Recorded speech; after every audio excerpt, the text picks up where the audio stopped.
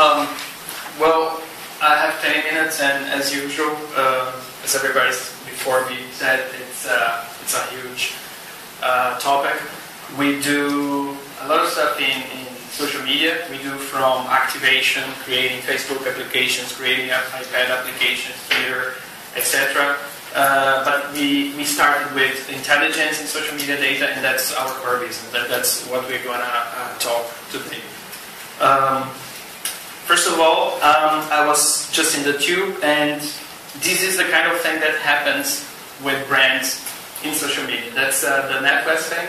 They have a glitch, computer error, and someone that's called Natalie West is actually NetWest in Twitter, and that made headlines. So that's the kind of thing that happens randomly when people are not paying attention to their brands in social media. And it's a great example because this is today. This is really neat.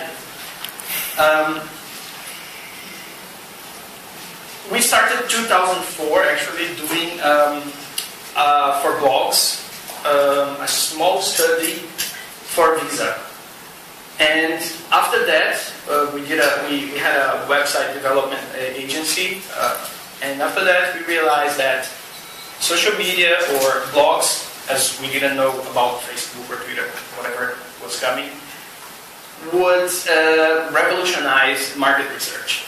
Actually, we realized that back then it would be possible for studies not to survey 2,000 people or 3,000 people, but 100,000 people, and to ask questions like this one here: what's the favorite flavor of Mentos among Brazilian consumers?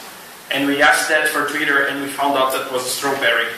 And then, as a result of that, Mentos released a brand new only strawberry Mentos package.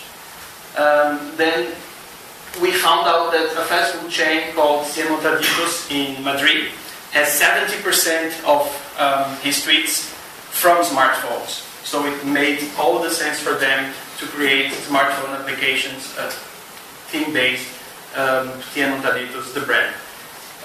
And we did all these questions, and we answered all these questions using only social media data. So that's what we're talking about today. Social media data actually does give you almost all the answers that you need today, with a low cost or a low budget, very adequate for our moment, our economic moment as well.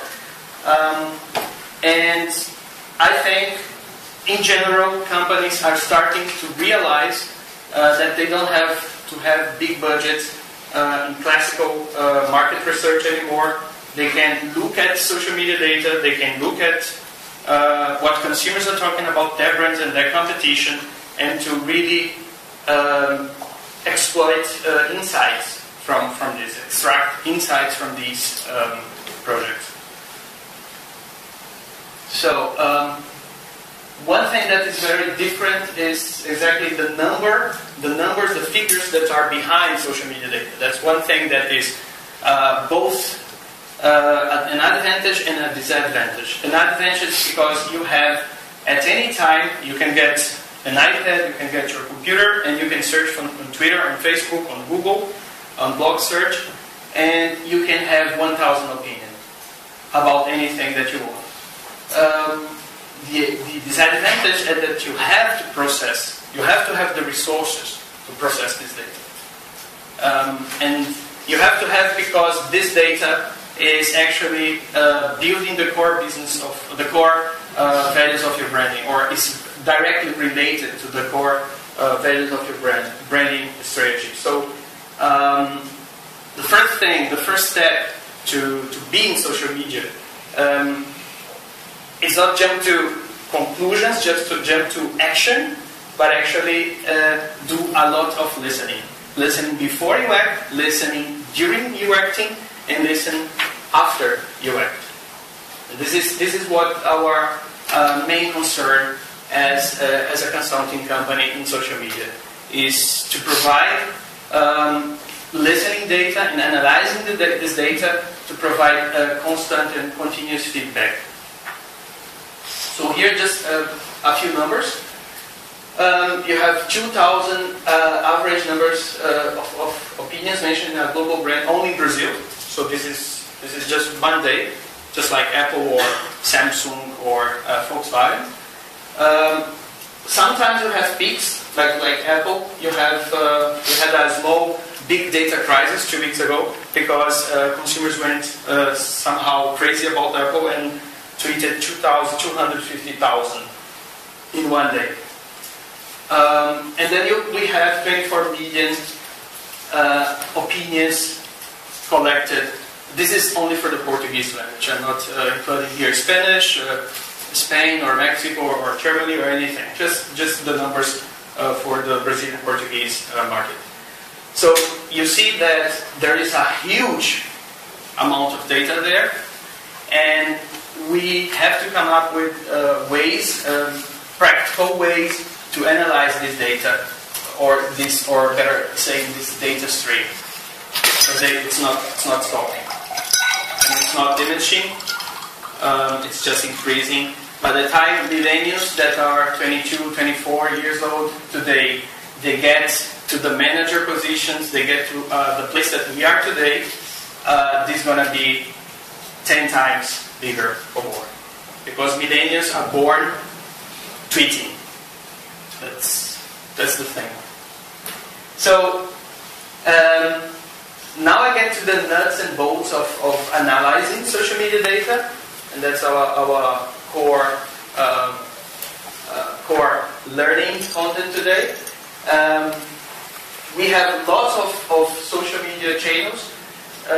We've been noticing convergence of Twitter and Facebook. So our idea is that for most of our clients, it's interesting, or it's good enough to monitor both of these channels for most of our customers, with little exceptions, and also monitor what people are sharing on these channels. For example, you have a blog post, but pretty much this blogger has Facebooked it or has tweeted it.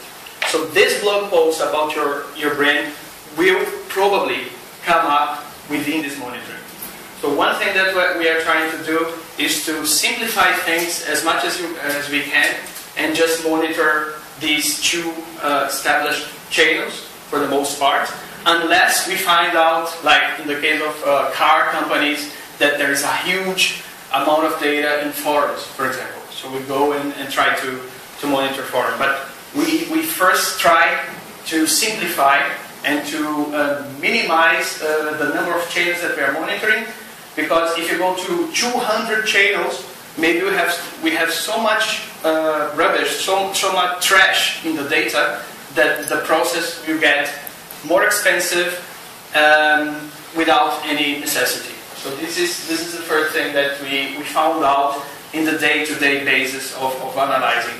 Pay attention to the main channels. Maybe it's just Twitter, maybe it's Twitter and Facebook, maybe it's blogs. With blog search you can solve that, or maybe it's 2 or 3 forums, like we found out in Germany for Volkswagen. But try to simplify, because it's a lot of data. Then you have all this process here. You collect, you process, you analyze, and then you do a report. It's expensive to do that, but it's not more expensive than to pay for a market research study. So think about getting your budget for market research that you already have allocated, and maybe you can do some analysis inside the company or outside with a company, with a provider, service provider, paying probably 20% or 30% less for a market research class to study. So this is the same here. Is that one, you can have a broader set of topics. Second, you can have a more financial, a more economic way to do it. And third, you have really fresh data on your hands. This is the most important thing. Because yesterday was this NetWest, tomorrow can be your company, can be a competitor, can be a partner. So this is real-time information that traditional market research never will give you. One of the things that I wanted to mention is classification. Many people, we're talking really about the nuts and bolts of monitoring and of analyzing. So many people are in the companies very concerned about sentiment analysis. What is sentiment analysis? Are these comments negative? Are these comments positive, right? And we say that in our field, my field as a PhD student, back then in 2006 was exactly natural language processing. That means trying to analyze if a specific sentence in German, in English, in Portuguese would be negative or positive, what that means. And unfortunately, nor we, nor Google, nor Microsoft, nor Apple has any feasible solutions right now. So the plain truth is that sentiment analysis doesn't work or doesn't work properly.